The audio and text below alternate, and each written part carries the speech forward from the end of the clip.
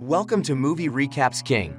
Today we're going to look at the horror thriller film 247 Fahrenheit degrees. Jenna and her boyfriend Jamie were driving when they were involved in an accident. Jenna cries in astonishment as Jamie dies from his injuries.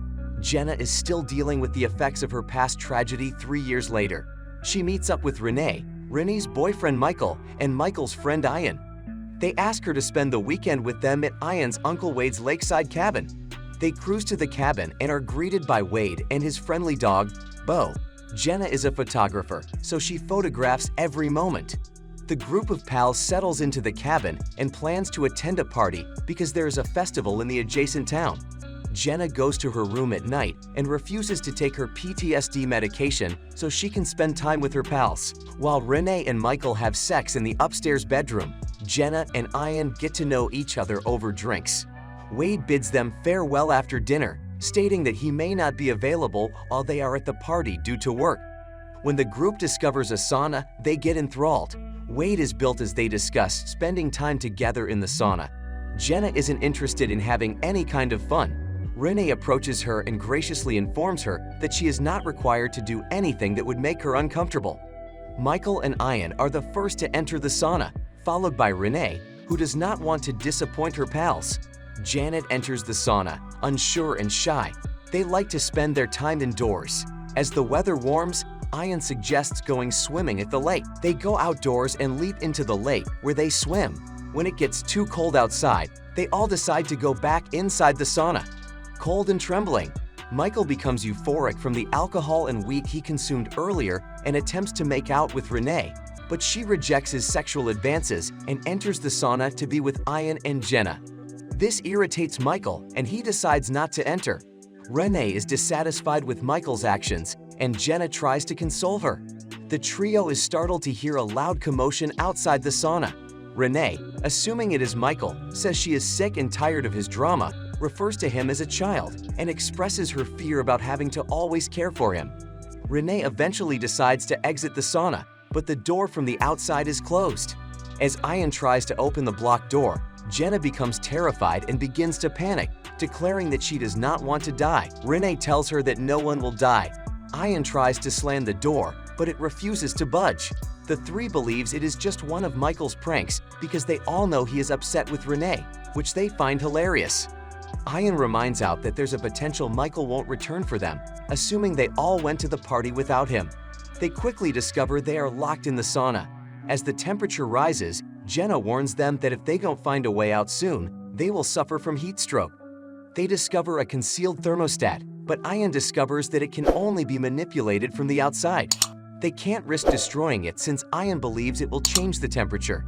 Then Ian has an idea. He takes a steaming hot rock, cools it in some water, and tries to break the small window in the door. He finally tears it open after numerous attempts, and they all take turns gasping for oxygen. As the temperature rises even higher, they see that a neighboring ladder has fallen and is now blocking the entryway. Renee, on the other hand, believes Michael did everything on purpose to trap them. Ian bandages his injured hand inside the sauna, while Jenna and Renee dispute over what to do next. Ian tries to blow up the fuse with a light bulb, thinking it will turn off the electricity and stop the heating, but he gets electrocuted and collapses to the floor. The sauna's lights go off, but the temperature continues to rise. Meanwhile, Wade is seen with another guy handling the fireworks for the festivities nearby.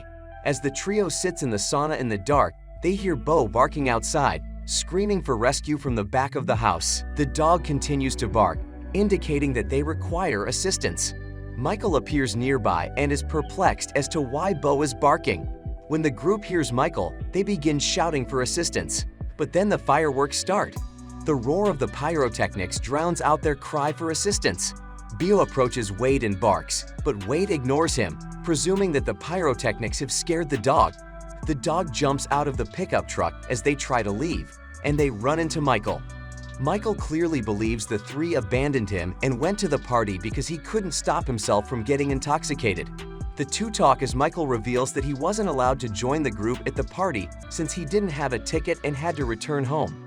So Wade invites Michael to hang out at his apartment. Bo is left behind because he refuses to get in the truck.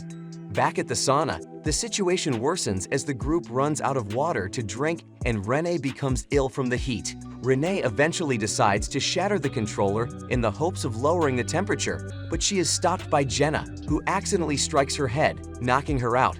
Jenna begins to panic. Then Ian takes Renee away from the warmth, furious that she had knocked out her buddy.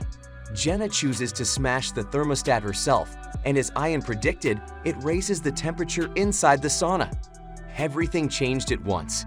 In an attempt to keep the steamer from overheating the room, Ian becomes agitated and severely burns himself. He breaks it, and the steamer explodes, killing him. Jenna steps out in shock after the explosion opens the door. She grabs a bottle of water from the fridge and downs it. She then walks around the cabin, eventually reaching her bedroom, when she hears Renee's voice calling her name. Jenna awakens from her unconsciousness, discovering she is still locked in the sauna and that she was merely hallucinating. She discovers Renee alive and pulls her to the small window where she can breathe. Renee is unable to stand, so Jenna uses a towel strip to keep her hanging straight. The natural gas escapes from the duct as a result of the explosion, and the girls fight to breathe.